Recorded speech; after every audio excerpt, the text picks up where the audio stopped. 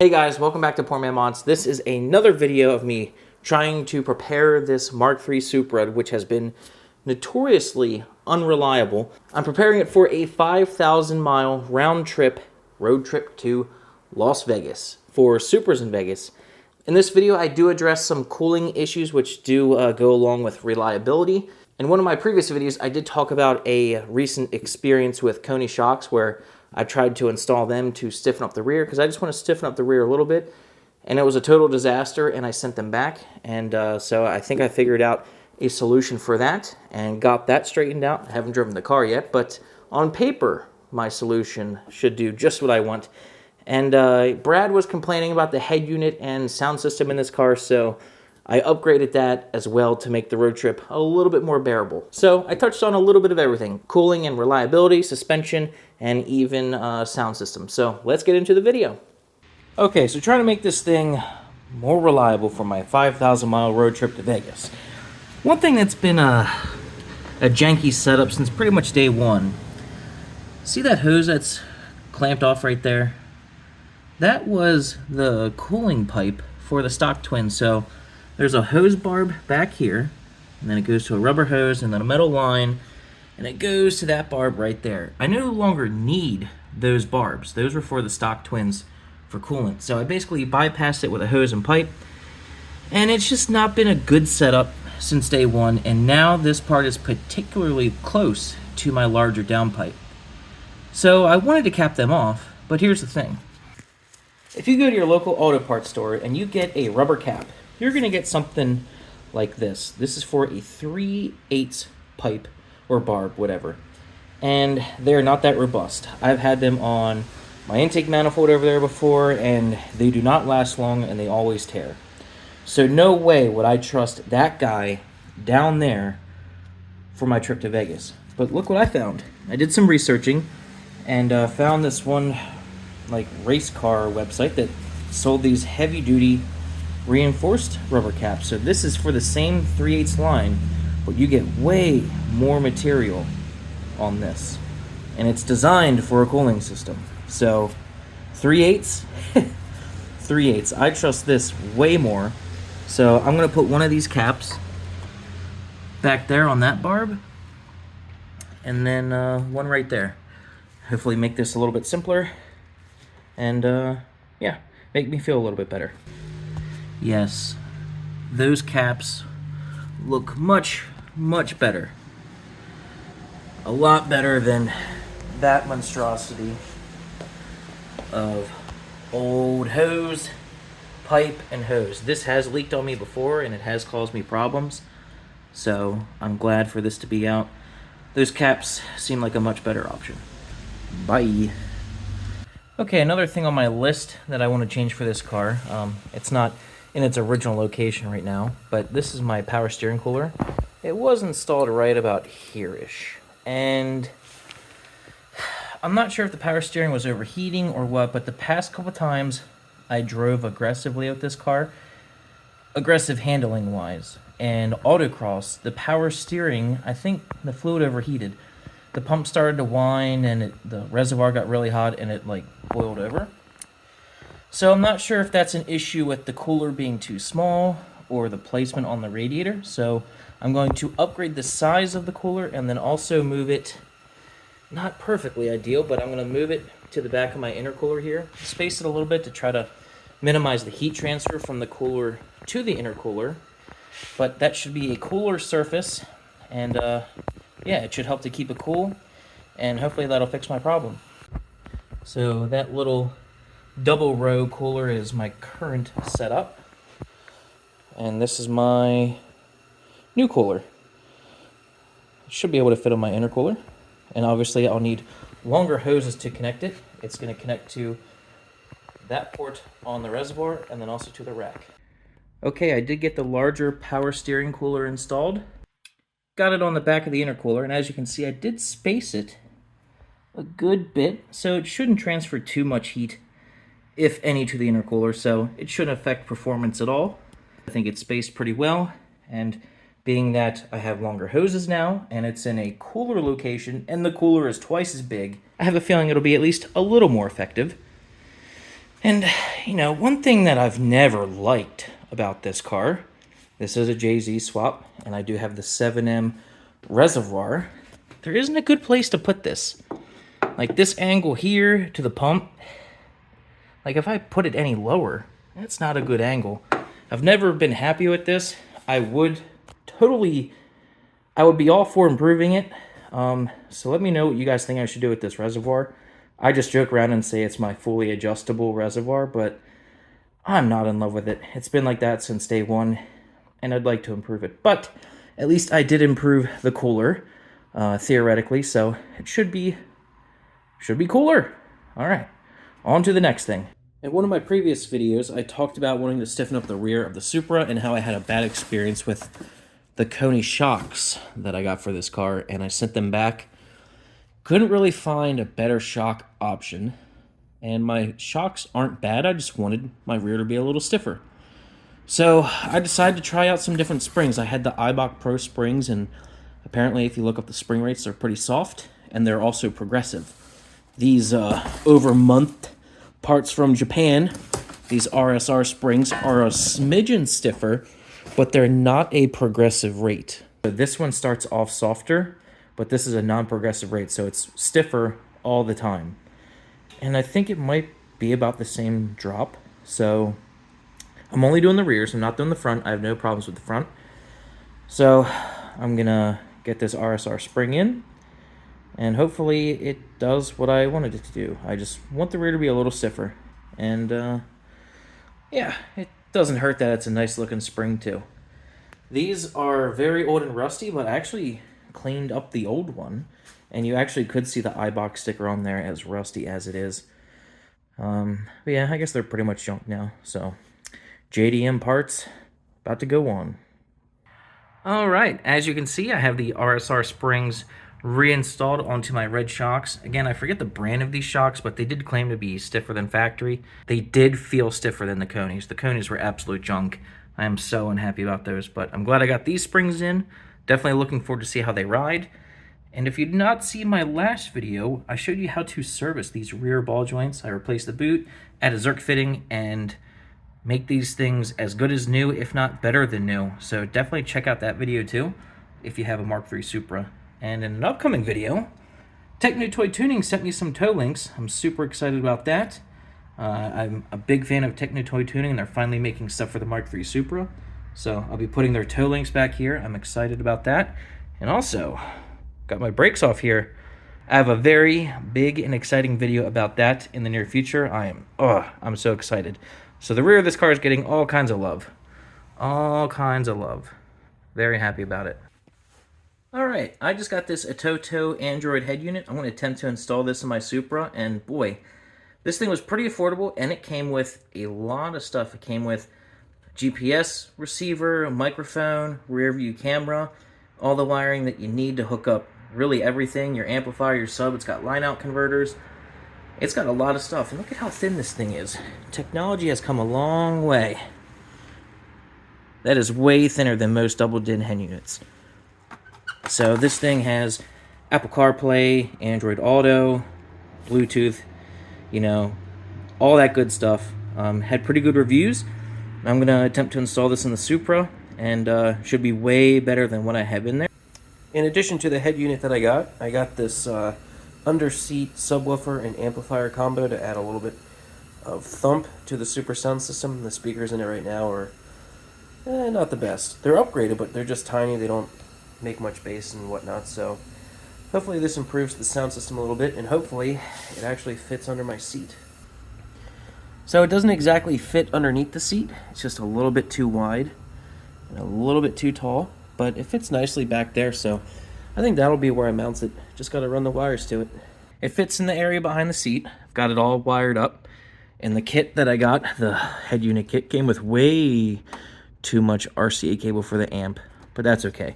But yeah, this thing's pretty cool. It's got the amp and sub built in, and for how small it is, it actually hits really hard, and it's made the sound system in this car so much better, especially paired with the Atoto double DID head unit. I'll link to both of these in the description down below if you want.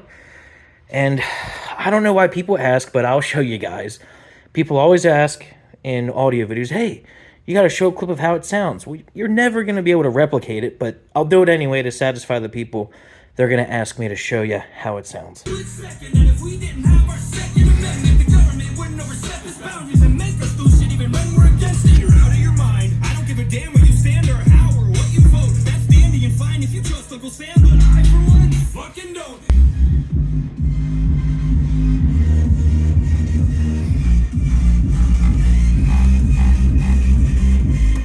Makes the license plate rattle.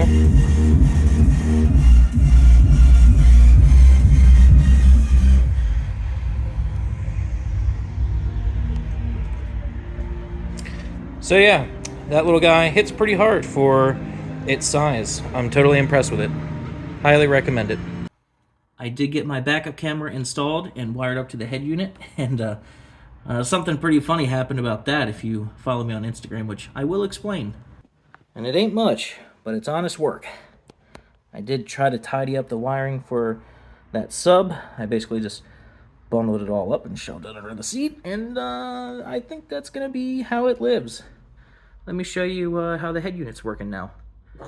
Alright, here's the Automotive head unit fired up. There's a bunch of things you can have on your home screen. That right there is the screen mirroring app. If you have your phone connected via USB, obviously you can make calls, navigation, and you click that to do Android Auto wirelessly with your phone, which I don't want to do at the moment. You have an equalizer so you can tune your audio, which is really cool. Tons of adjustments there. Bunch of settings you can adjust. You know, this is Android based, and you can get different launchers for this too, so you don't have to run this like operating system. You can get other operating systems, and of course I have Google Chrome and YouTube on here, Bluetooth music. And what's really cool, since this does have a rear camera, you can view it anytime. Go over here to RCam. So right now it's looking at the garage door, which is so cool. You can pull this up while driving. You don't have to be in reverse, but if you do go into reverse, it triggers it on. So if you follow me on Instagram, you may have seen a video where I was able to access the camera, but when I put it into reverse, it turned off and I didn't get a signal. I messed up because the wiring in the back here, I didn't have the correct harness plugged in, and you do get 2 yellow video inputs on this thing, and I had the one harness plugged in that was for the auxiliary video input. So like if you wanted to hook up a like a PlayStation or an Xbox, you can do that, and that's how I had it plugged in. It wasn't hooked up to the reverse the reverse harness on here, so when I put it in reverse, it would go to look for a reverse signal, and it wasn't there. So that's what the problem was. I felt like a total dingus after figuring that out, but you know, you live and learn. But you know, I actually do really like this head unit. It's easy to navigate, easy to get stuff. You just can't get Netflix for some reason, but I do have HBO Max, Google Chrome, YouTube, Amazon Video, Pandora, Spotify. You can get the Torque app on here. Super cool stuff. Super cool. And this definitely made my speakers sound better. I guess this thing has an internal amp, or at least a better amp than, you know, the old JVC head unit I had, and even the factory head unit. So this definitely made my speakers sound better, especially after I added that subwoofer. So I do highly recommend this head unit, especially for the price. You can get you can hook up a lot of stuff. You can even get a front camera hooked up to this. You can do steering wheel controls and control it like that, but obviously I don't have any. My only complaint with this is volume. You just have these 2 buttons here. I wish there was a knob or something a little bigger to control volume, but you know, I'm just being nitpicky.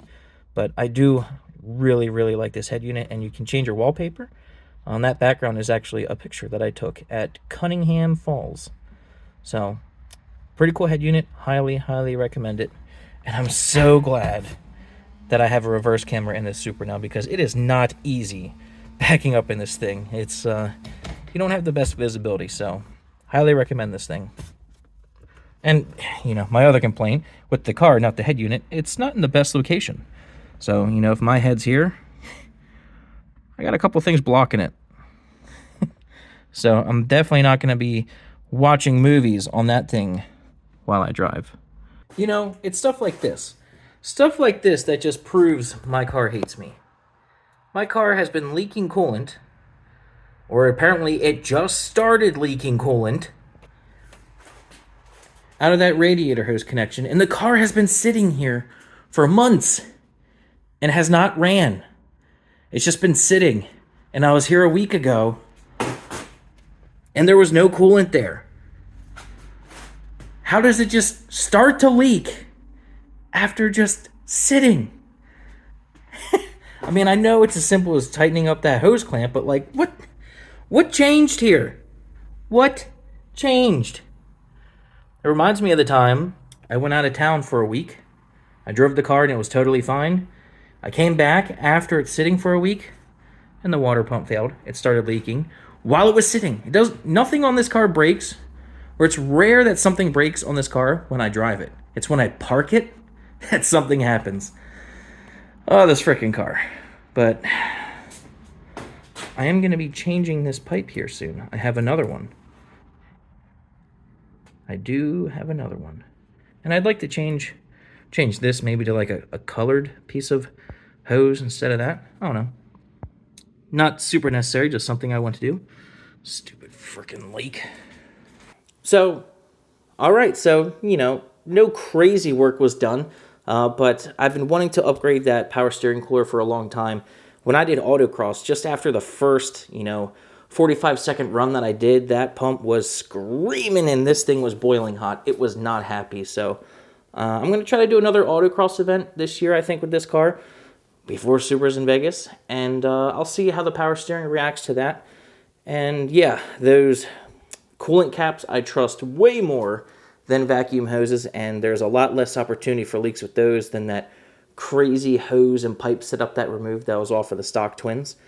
And the sound system is actually sounding really good. I'm really happy with the way it turned out, and I did pretty much everything on the cheap. That head unit was like $230, and it's an Android head unit with wireless Apple CarPlay and Android Auto, and you can get pretty much all the apps you would want that you would need in a car head unit. I'm totally happy with it. It definitely made my speakers sound better before I even installed the subwoofer, and that subwoofer was cheap too. It was like $120, $130 or something, and it's an integrated amp and subwoofer, and it sounds pretty damn incredible for the price and the size. I really couldn't be happier with that setup, so I'm not upset at Brad for him complaining about the stock sound system, because now it sounds really, really good, and I'm totally happy with it. So I'll have a link to that head unit and sub in the description down below if that's something you're interested in. And as for the springs, I have not driven the car yet, but on paper, the stiffer spring rate should help out with what I want. And maybe in the next week or so, I might be driving this thing, because I have some potentially very exciting news. I'm having a meeting on Monday, and I might not be needing to film videos in this location anymore. So I'm looking forward to that, and if those changes go through, I will be driving this thing. And we'll see, how the rear suspension feels, and we'll also see how my downpipe sounds if you saw that. I crammed a huge, vibrant resonator in my downpipe to quiet it down. And I did start it up, and it made it a little bit quieter, but I was also in this storage unit, so I'm excited to see how that thing sounds on the road. But I also got to work on my surprise in the back before I can put this thing back on the road too. Look forward to that video, and I hope you guys enjoyed this video. Maybe you learned something. If you do a head unit like me and have issues with your reverse signal cutting out when you go into reverse, maybe you hooked it up to the auxiliary input and not the reverse input. So learn from my mistakes, not yours. Hope you guys enjoyed this video, and I'll see you next time. Thanks.